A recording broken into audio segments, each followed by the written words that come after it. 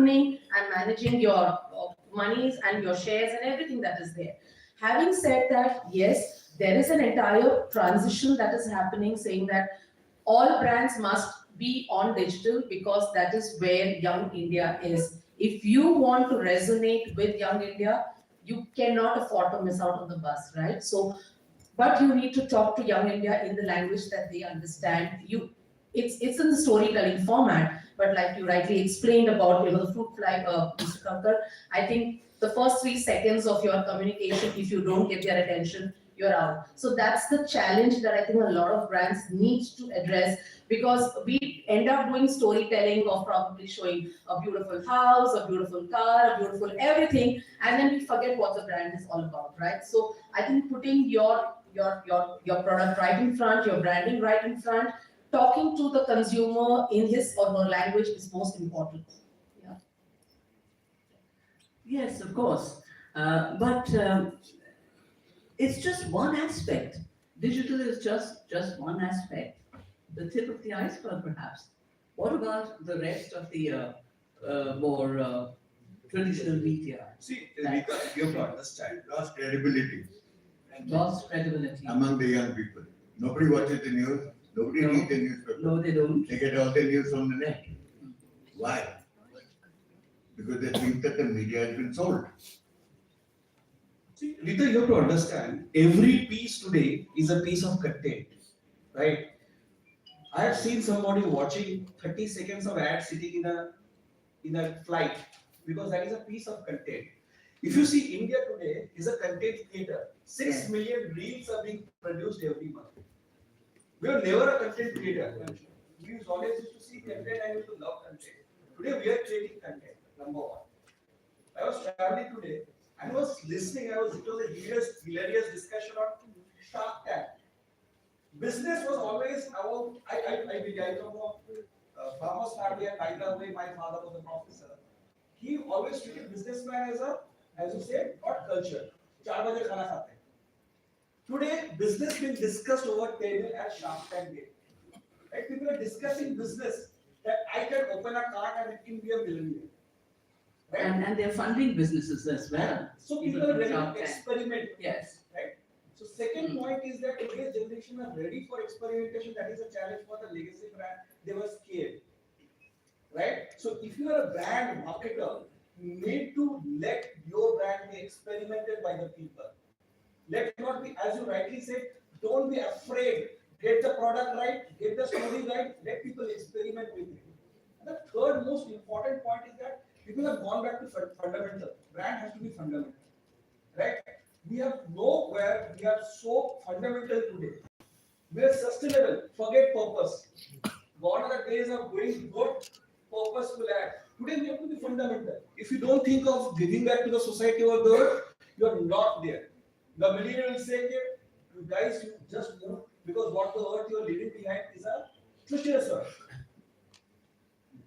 Unsustainable earth, which is going to have to cull 2 billion people in the next 10 years. So don't worry about saving the planet. The planet knows how to save itself. Well, talking about the planet and looking at another bigger picture, let's move on to Australia, because I think Michel Boutin, you've been waiting a long time. Hi, I'm Michel, as director of Australian fashion labels.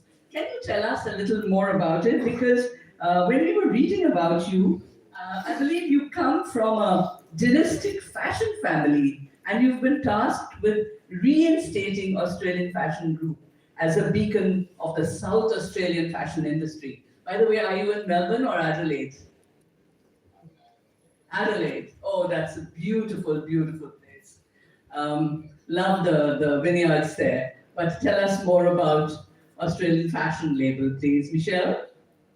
Well, I'm the odd person on the panel. I have a rich history in marketing and brand, so I can talk about this subject. But I've been in textile and fashion for a better part of 20 years now, and selling everything from menswear to ladies' wear to bridal wear to you name it. So we have experienced. Can you hear me? Yes, perfectly. And now I can we make eye contact? I was just told by them that I should be looking at you like this. So yes, Michelle, please No, continue. I can see everyone. I can see You can everyone. see So, everyone. listen, we talked about, yeah, I'm a merchant. I sell product in an industry that is false. It's clothing. It's superfluous. It's selling um, a sense of embitterment because you're putting on a jacket that you think gives you the perception of looking good. At the end of the day, we don't need clothes. We just need very bare essentials, but we choose to buy it. So to come back to the subject matter, which is brand, we need to understand that brand is a concept. Brand is a perception. Brand is not the service. Brand is not the product. Brand is a marketing concept to sell who you are. So we talked about Amazon. Amazon is a brand, but their service is their platform. That's what makes them special. Now, the perception of Amazon depends on who you ask. And that changes per the experience of the user. We talk about disruption. Let's talk about disruption. The meaning of disruption is to interrupt. It's a disturbance in the status quo. We talked about Uber. Uber joined the industry of transport. And what happened? It challenged the status quo. It was a brand, of course, the name Uber, but the platform is what they were selling. It was accessibility to anyone that wants to become a driver, as opposed to paying a huge license fee to be a taxi. Now, what Uber didn't realize is that they were, or maybe they did, is they were challenging an industry, a political industry, and have faced a lot of negativity. And we talk about them not making any money. It wasn't so important to not make any money. What was important is to challenge the status quo and break what was a political jungle that wasn't a fair environment. And then that perceived value, and to come back to your question on how do you value a company, it's the projection of what if. What if we were successful, what would we be valued at? What if we did these things, what would happen? And that's how a company or a service or a brand is valued. It's on the promise of something. It's a gamble. It's like going to the casino. That's what it is. So it's fairly interesting coming back to fashion. This is what we do. We sell something that everyone else does. The competition is massive. You have disruptors that come in the last decade, the Zaras, the Uniqlos, the H&Ms of the world, that have coined a word which is fast fashion, which always existed.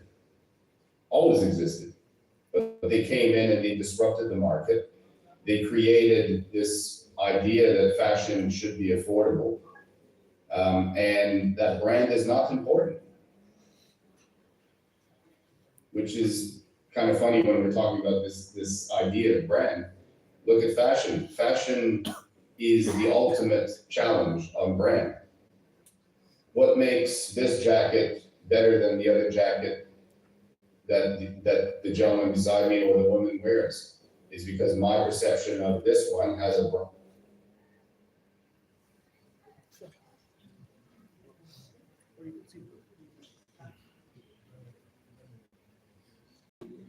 Get Michelle back.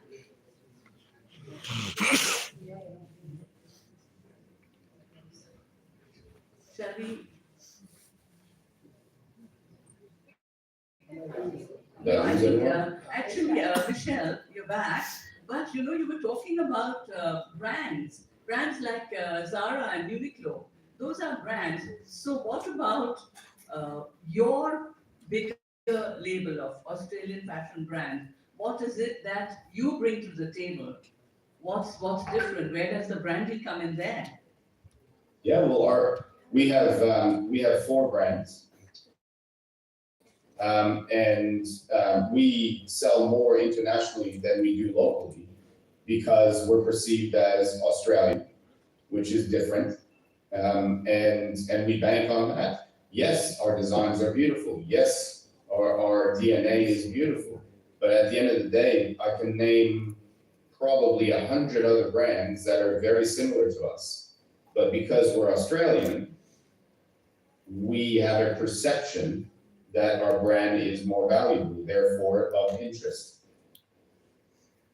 Valuable as in, are they expensive or just better quality? Something. What is it that you project? Comes down, it's the projection or an assumption. I'll put this to you. If I talk to the panel now and I say made in China, what is the first reaction from the panel?